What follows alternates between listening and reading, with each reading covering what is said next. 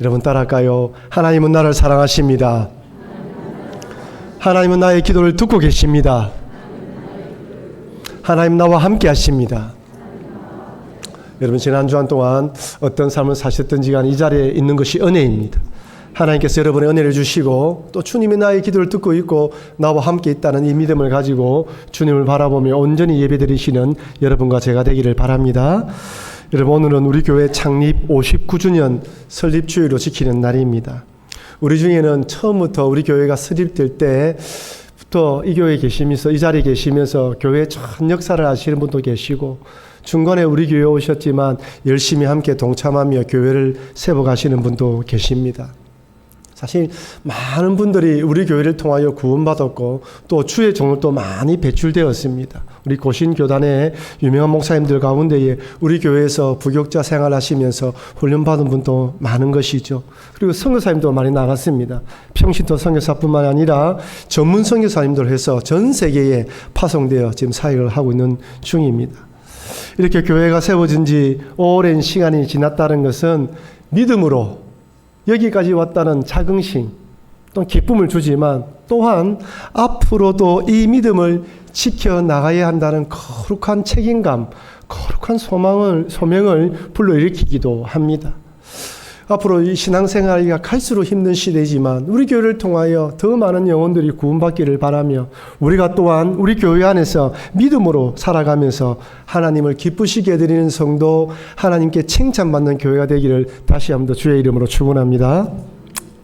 그렇다면 과연 우리들은 어떤 믿음을 가지고 남은 인생 그리고 우리 교회 앞으로의 방향을 달려가야 될까요? 저는 59주년 창립 설립주일을 맞으면서 몇 주간 전부터 어떤 말씀을 전할까 말씀을 연구하고 기도하는 가운데 오늘 본문을 정했습니다. 목사님, 왜 죽음입니까?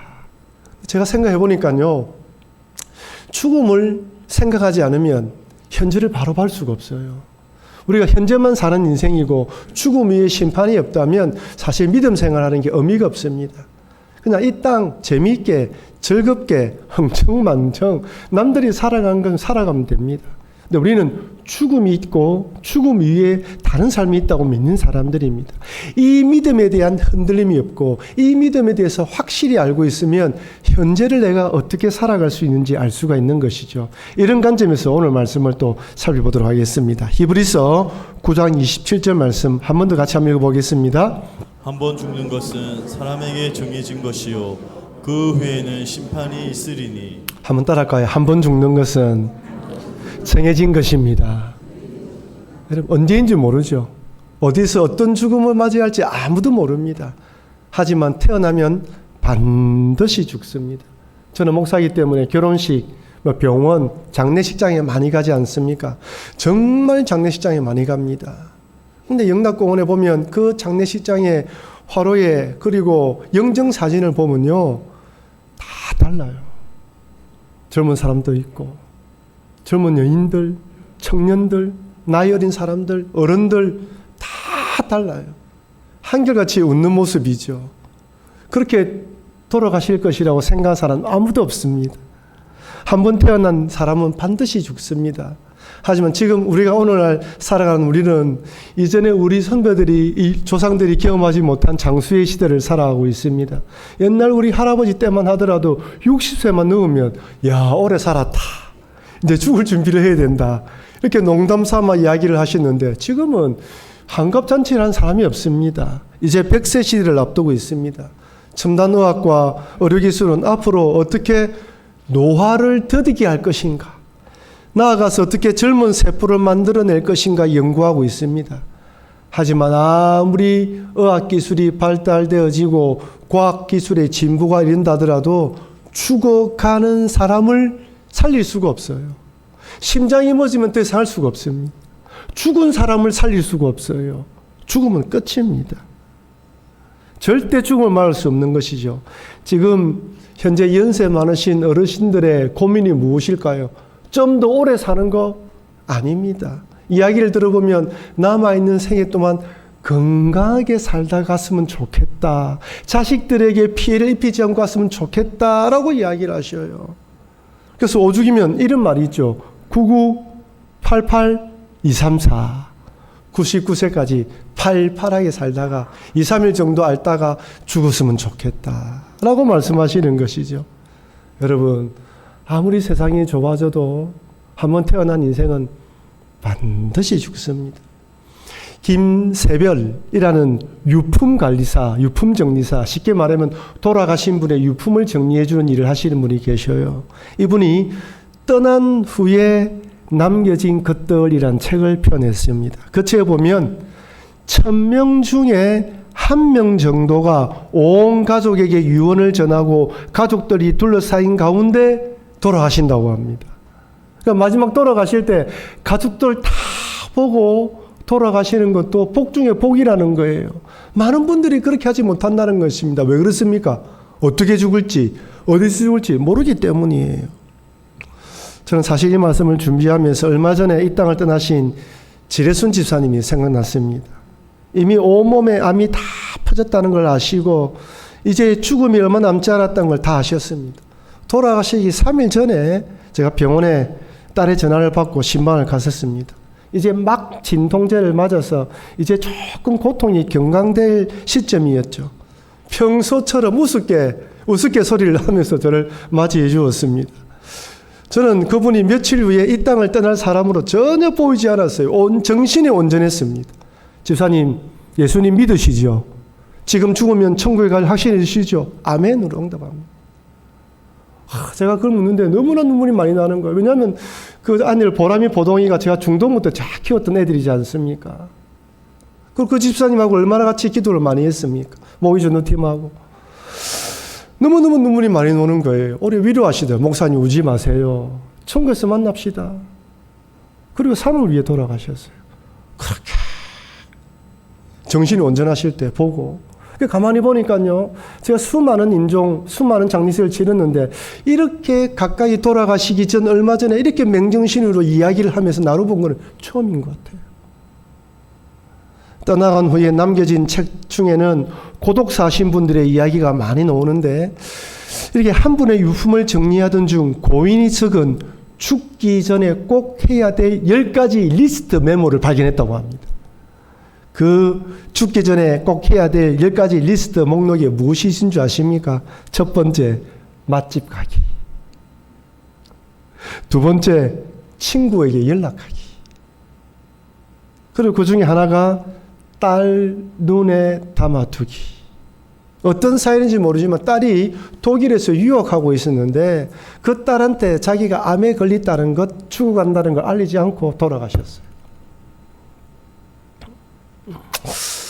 이렇게 고독사하신 분들의 유품을 정리하다 보면 대부분이 가족 사진이라든지 자녀들로부터 받았던 쪽지와 편지들을 소중히 간직했다는 것을 알 수가 있다고 합니다.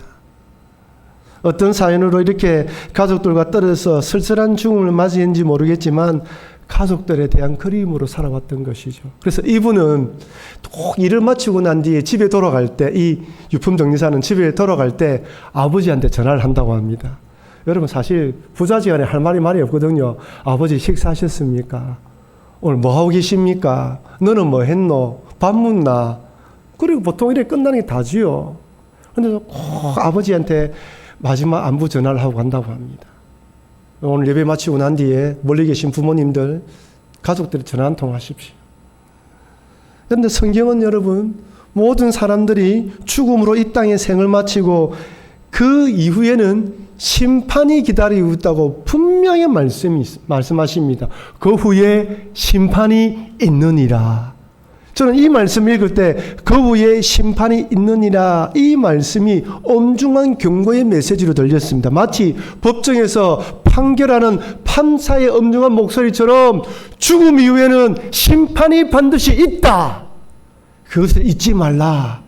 엄중하게 하나님이 말씀하시는 것은 들렸습니다. 왜 그렇습니까? 죽음 이후가 없는 것처럼, 이 땅이 전부인 것처럼 살아가는 이 세상 사람들에게, 그리스도인이지만 마치 이 땅이 전부인 것처럼 생각하는 그리스도인에게 착각에 빠지지 마라. 죽음 이후에 내가 심판을 한다. 라고 정신 차리라고 말씀해 주는 것이죠. 요한계시록에서는 죽음 이후의 심판에 대해서 구체적으로 말씀합니다. 요한계시록 20장 13절 15절 같이 읽도록 하겠습니다. 바다가 그 가운데에서 죽은 자들을 내주고 또 사망과 음부도 그 가운데에서 죽은 자들을 내주매 각 사람이 자기 행위대로 심판을 받고 사망과 음부도 불못에 던지지니 이것은 둘째 사망 곧 불못이라.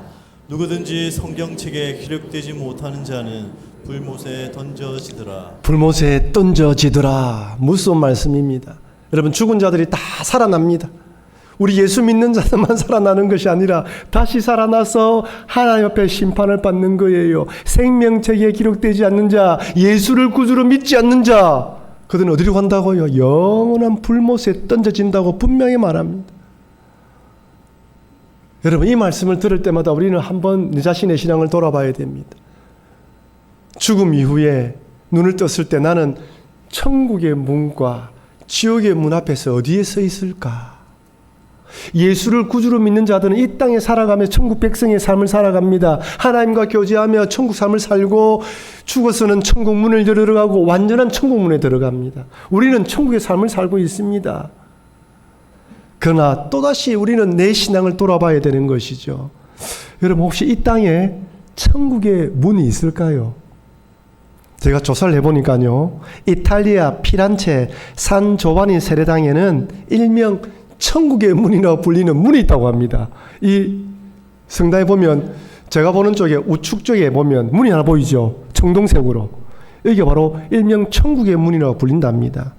원래는 이 성당을 지을 때 기베르티라는 조각가에게 성당 입구 문을 제작하면서 여기 말고 북쪽에도 지금 문이 있거든요. 지금 보이지 않는데 북쪽에도 문을 제작해달라고 했는데 그 북쪽 문에는 예수님의 일대기를 청동문으로 제작해놨다고 합니다.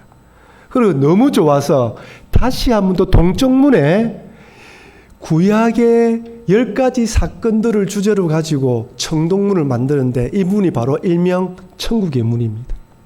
아담과 하와로부터 시작하여 다윗 이야기, 이삭과 야곱, 아브라함, 그 다음에 솔로몬 왕, 다윗 왕, 그 이야기들을 10가지 거리 주제로 해가지고 조각을 해놓은 거예요. 저 문이 성당 입구문입니다. 그런데 너무 아름다워서 일명 천국의 문으로 불린다는 것이죠. 누가 봐도 아름답고 이 문을 열면 정말 천국이 확 펼쳐질 같은 상상을 하게 만드는 것 같습니다. 가보지는 않았습니다. 한번 가봐야 될 것 같아요. 그렇다면 여러분, 지옥의 문도 있을까요? 예, 지옥의 문도 있습니다. 지옥의 문은 프랑스 정부가 새로 건립할 박물관 입구문에 사용하기 위해 1880년에 우리가 잘 알고 있는 조각가 로댕에게 부탁해서 만들었습니다. 근데 로댕이 37년 동안 이 문을 만들었는데 중간에 정부에서 박물관 건립 계획을 취소하면서 만들지 않아도 된다고 통보했는데 자기가 만들다 보니까 계속 만들었던 거예요. 그런데 생전에 다 완성하지 못하고 그가 죽고 난 뒤에 사후에 제자들에게 만들어졌습니다. 여러분, 이 문의 높이가 8m입니다. 대략 8m. 8m, 폭이 4m. 그리고 길이가 4m, 폭이 1m입니다. 얼마나 큰 문인 줄 알겠지요. 근데 이 조각품 안에는 180명의 지옥에 있는 사람들의 형상을 끔찍하게 사실적으로 묘사했어요. 단테의 신곡에 나오는 지옥에 묘사된 사람들을 이 로댕이 그것을 조각으로 정확하게 정면해놨다고 합니다. 180명의 모습이 나와 있는 것이죠. 그런데 여러분, 이 그림의 제일 중요한 것이 이 그림 보십시오. 위에 3명의 동상이 있죠. 그 밑에 한 명이 보입니까? 누굽니까? 로댕의 생각하는 사람이에요. 그러니까 로댕의 생각하는 사람은 혼자 독립적으로 떨어진 동상이 아니라 지옥에서 고통당하는 사람을 보면서 생각하고 있는 사람이에요. 그것을 따로 떼어내서 사람들이 로댕이 생각하는 사람이라고 해서 이렇게 전시해 놓은 것입니다. 원래는 지옥의 문에 붙어 있는 것이죠. 그렇다면 여러분, 이 로댕에 생각하는 사람은 무엇을 생각하고 있을까요? 지옥 앞에서. 지옥을 보면서. 사실 지옥 문 앞에서 생각하는 의미가 없습니다. 지옥 문을 들어가든지 천국 문을 들어가든지 죽기 전에 내가 어디로 갈 건지 깊이 생각을 해야죠. 지옥 문 앞에서 생각하면 뭐합니까? 들어가면 지옥인데. 지옥에 고통당하는 인생을 바라보면서 얼마나 고통하고 있을까를 생각하는 것은 아닐까요? 지옥과 천국이 있다고 믿는 사람은 이 땅에서의 삶의 자세가 달라질 것입니다. 절대 자기 자신만 위하여 살아가지 않는 것이죠. 즐거움과 재미, 온갖 탐욕과 정욕에 따라 쾌락과 즐거움, 그리고 남을 눈에 피눈물 흘리면서까지 살아가려고 하지 않을 것입니다. 그렇다면 여러분, 로댕이 이 지옥의 문을 몇 년 동안 만들었다고요? 37년 동안 만들었는데 결국 자기 생전에 완성하지 않았죠. 그렇다면 37년 동안 지옥의 문을 연구한 사람이라면 단테의 신곡의 지옥을 몇 번이나 읽은 줄 몰라요. 그렇다면 그의 삶은 어땠을까요? 그는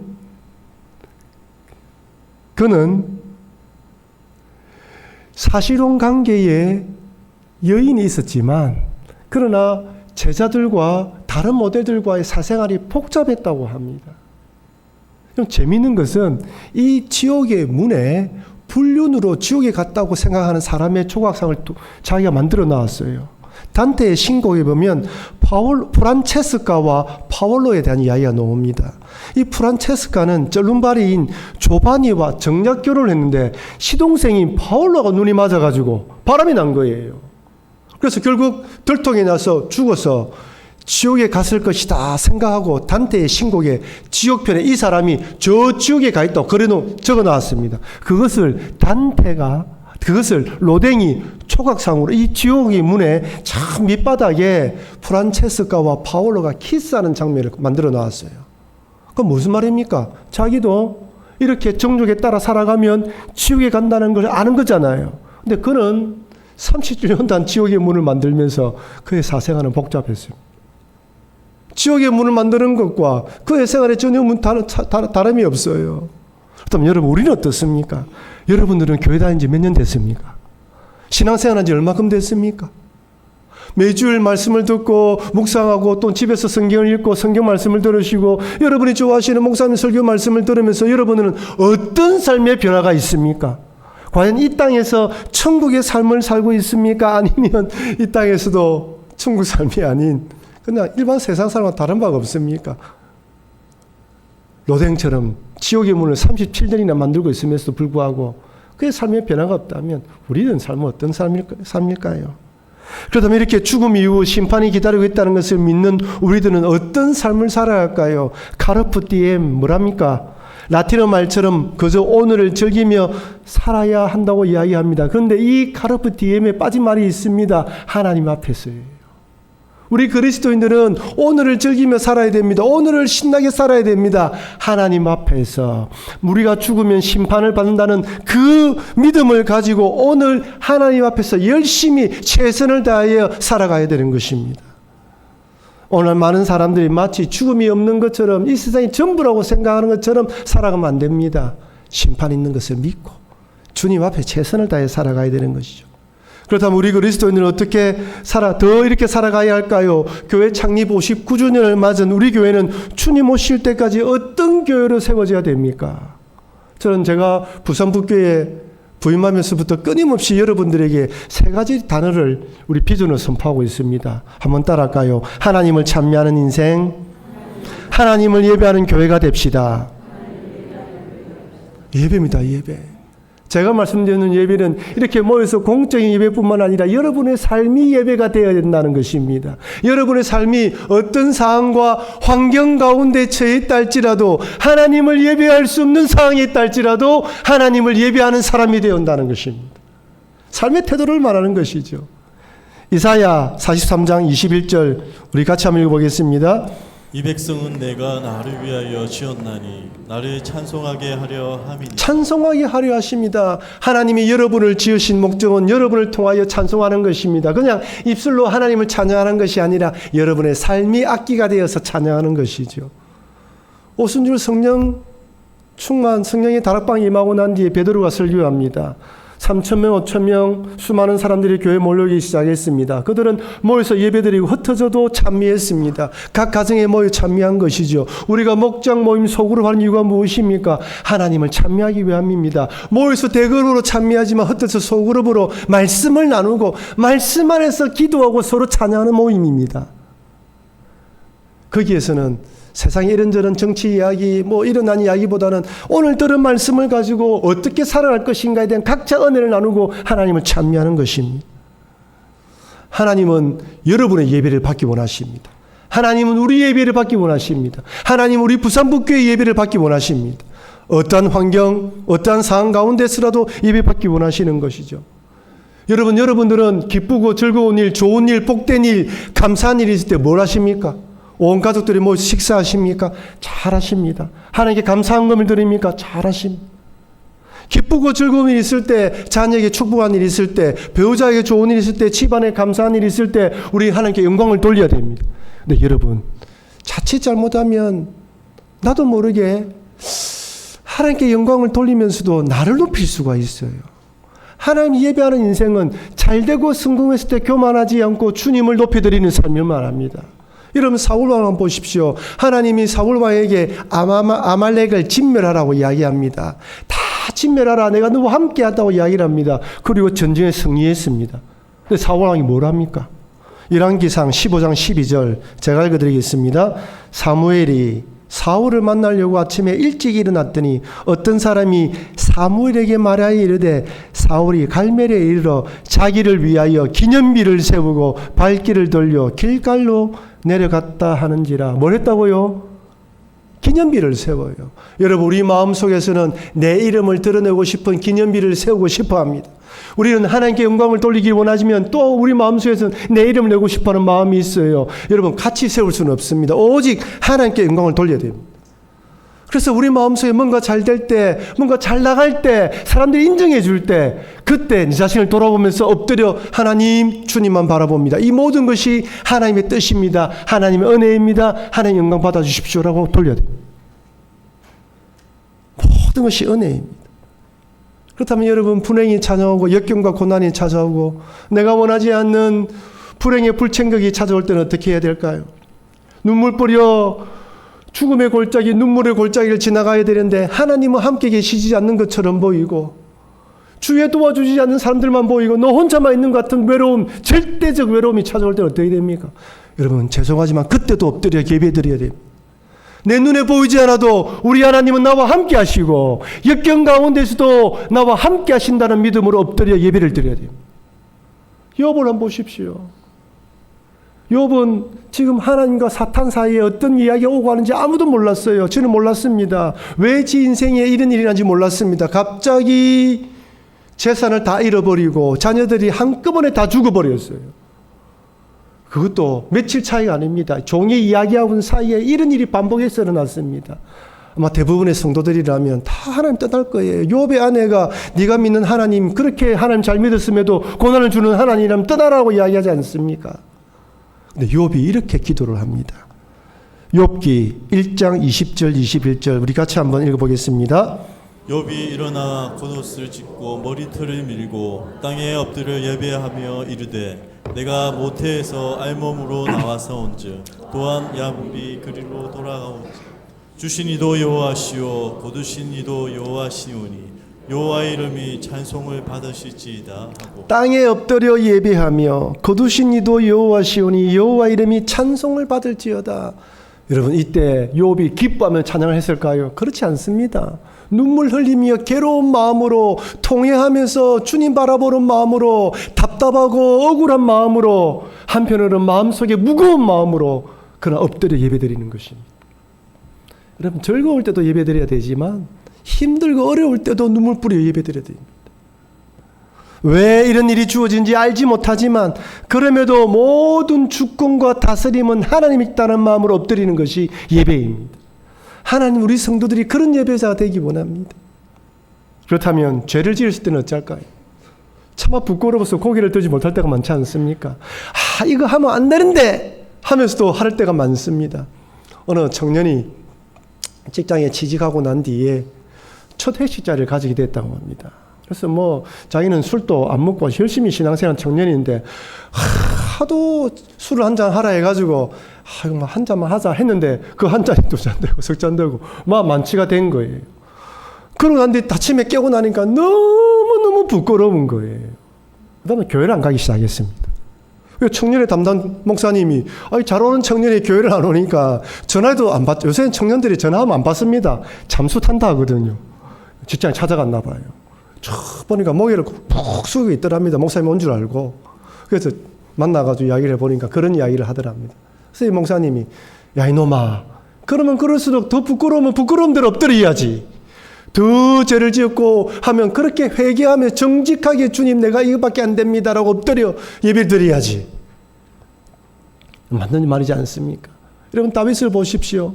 바세바와 간음하고 남편을 살인 교사하지 않았습니까? 얼마나 부끄러운 인생입니까? 고개를 들지 못하는 인생입니다. 오늘날 같았으면 완전 사회 매장이죠. 근데 그가 회개하면서 이렇게 고백합니다. 시편 51편 17절 하나님께서 구하시는 제사는 상한 심령이라.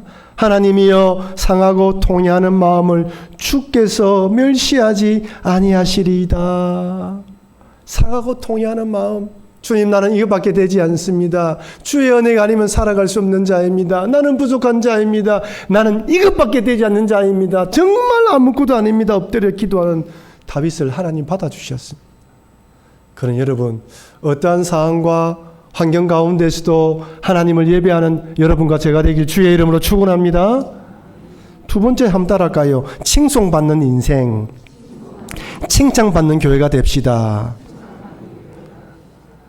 초대교회 성도들은 온 백성에게 칭송받았습니다. 우리 교회 표 성경 구절이죠. 사도행전 2장 47절 같이 읽도록 하겠습니다. 하나님을 찬미하며 또 온 백성에게 친송을 받으니 주께서 구원받는 사람을 날마다 더하게 하시니라. 구제와 선행을 통해서 온 백성에게 칭송받는 것입니다. 여러분 여기 칭송받는 삶은 우리의 삶의 영역을 말해요. 여러분 삶의 영역이 어디 있습니까? 교회, 가정, 생업터 이 세 군데입니다. 취미생활도 생업터에 포함되죠.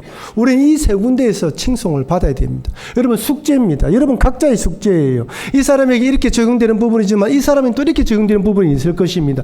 각자 내가 할 수 있는 최선의 것으로 칭송받도록 해야 되는 것이죠. 사도행전 10장에 보면 로마의 백부장인 고넬료에 관한 이야기가 나옵니다. 그에 대해서 이렇게 평가합니다. 사도행전 10장 22절 그들이 대답하되 백부장 고넬료는 의인이여 하나님을 경외하는 사람이라 유다 온 족속이 칭찬하더니 그가 거룩한 천사의 지시를 받아 당신을 그 집으로 청하여 말을 들으려 하느니라 한데 여기서 이 백부장 고넬료 로마인 장교를 칭찬하는 사람은 유대인이에요. 유대인. 그러니까 지배를 당하고 있는 이 사람이 자기를 지배하고 있는 군인을 칭찬하고 있습니다. 그가 어려운 일을 많이, 선한 일을 많이 했다는 것이죠. 그렇다면 저는 생각을 해봤습니다. 그가 그의 직장 안에서, 그렇다면 그의 가정에서는 어땠을까? 이렇게 종교적으로 하나님 믿으면서 그를 알고 있는 사람들이 칭찬을 받았다면 그의 직장에서는 로마의 장교로서 부하들한테는 어떤 인정을 받았을까? 가정에서는 자녀들과 그의 다른 사람은 어떤 인정을 받았을까? 가정에서든 또한 군대에서도 인정받지 않았겠습니까? 그가 어떤 삶을 살았는지 우리는 정확히 알지 못합니다. 하지만 우리가 몸을 담고 있는 교회와 가정과 생업에서 칭찬받아야 되는 것이죠. 네가 다니는 교회라면 내가 한번 다녀보고 싶다. 네가 섬기는 하나님을 내가 한번 믿어보겠다. 이런 말을 들어야 되지 않겠습니까? 이것이 바로 하나님이 우리를 이 땅에 보내주신 이유이며 우리를 여러분이 다니는 그 직장에 보내주신 이유인 것입니다. 세 번째는 구원받는 사람은 날마다 더하는 성도로 살아가는 것이죠. 그런 교회가 되는 것입니다. 전도와 선교 사명은 하나님께서 우리에게 주신 사명이죠. 예수님은 부활하시고 하늘로 승천하시기 전에 제자들에게 이렇게 사명을 주십니다. 마태복음 28장 19절 20절 말씀 같이 읽겠습니다. 그러므로 너희는 가서 모든 민족을 아버지와 아들과 성령의 이름으로 세례를 베풀고 내가 너희에게 분부한 모든 것을 가르쳐 지키게 하라. 볼지어다 내가 세상 끝날까지 너희와 항상 함께 있으리라 하시니라. 아멘. 모든 민족을 제자로 삼아라. 여러분 우리 청년 때 얼마나 이 말씀을 많이 가지고 기도했습니까? 그리고 순교를 얼마 앞두지 않은 사도 바울은 디모데에게 이렇게 권면합니다. 디모데후서 4장 2절 너는 말씀을 전파하라. 때를 얻든지 못 얻든지 항상 힘써라. 범사의 오래 참음과 가르침으로 경책하며 경계하며 권하라. 말씀을 전파라는 것. 제자를 삼고 말씀을 전파하는 삶. 하나님 우리와 우리 교회를 통하여 구원받는 사람을 날마다 더하는 그런 사명을 우리에게 주셨습니다. 예배와 칭찬받는 삶과 전도하는 삶은 연결되어 있는 것입니다. 따로 떨어지는 것이 아닙니다. 여러분의 삶이 무엇입니까? 어떤 삶을 살고 싶습니까? 물었을 때 우리는 예배합니다. 나는 예배에 살기 원합니다. 칭송받는 사람이 되기 원합니다. 나를 통하여 복음 전하는 사람이 되기를 원합니다. 그런 삶을 살기 원합니다. 이것이 여러분의 삶의 목표가 되어야 되고 비전인 것입니다. 그를 위해서 다양하게 여러분의 삶의 터전에서 일들을 해나갈 수 있겠지요. 그건 숙제인 것이죠. 그러나 이 목표와 이 비전을 가지고 우리는 살아가야 되는 것입니다.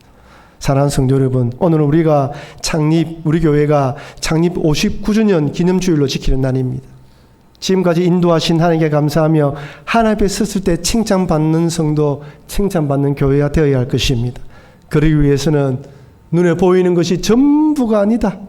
이 땅의 즐거움과 재미와 쾌락을 쫓아 사는 삶이 아니라 어떠한 상황과 환경 가운데서도 하나님을 찬미하며 가정과 생업터와 교회 안에서 칭송받으며 우리를 통하여 날마다 구원받는 사람을 더하는 교회, 그런 교회로, 그런 성도로 우리 주님은 세워져 가기를 바라시는 것입니다.